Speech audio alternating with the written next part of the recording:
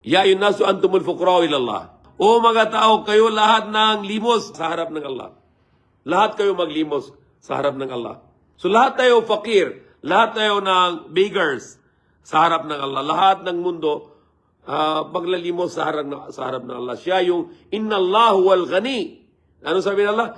Katotohanan, siya yung pinakamaya, siya yung mayaman. Siya yung ghani. So lahat tayo sa mundo kailangan sa Kanya. Halimbawa, siya yung bibigyan ng lahat. Halimbawa, isang bagay lang. Yung araw. Kung araw, gagawin na Allah malapit sa atin, medyo lang, medyo malapit, lahat tayo sunog. At kung gagawin na Allah na medyo malayo yung araw, ano nangyari? Lahat tayo maging freeze. Maging yellow lahat tayo. Halimbawa, yung drops ng ulan. Sabi na Allah na pinadala niya yung ulan na may mikdar. Meron may sukat yan.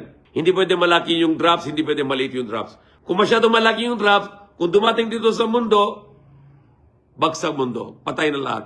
At kung masyado maliit yung drops ng ulan, hindi naabot sa lupa. Wala na tubig sa lupa.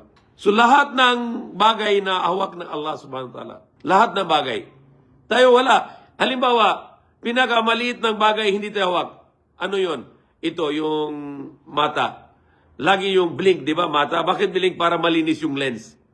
Kung hindi na yung blink yung ito, hindi malinis yung mata. Dahil ito parang wiper para sa sasakyan. 24 hours.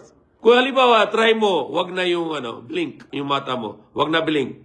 Kung isang oras ka na gagawin mo, kahit 10 minutes lang, wala na, maging bulag ka na.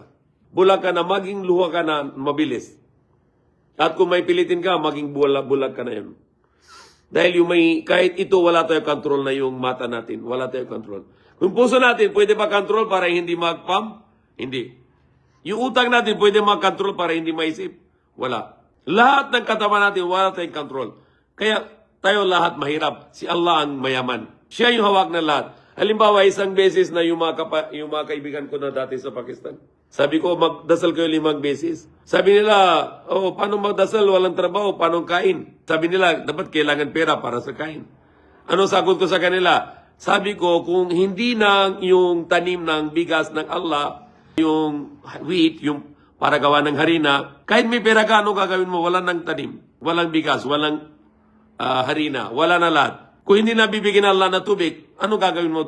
Pera mo, hindi ka pwede kain ng pera. Kahit ginto ka, hindi ka pwede kain ng ginto. Kaya lahat tayo kailangan ng Allah. Kaya, ano sabi ng Allah? Allahu samad. Allah, wala siyang kailangan. Ano ibig sabihin ng opposite? Tayo kailangan talaga. 24 hours a day.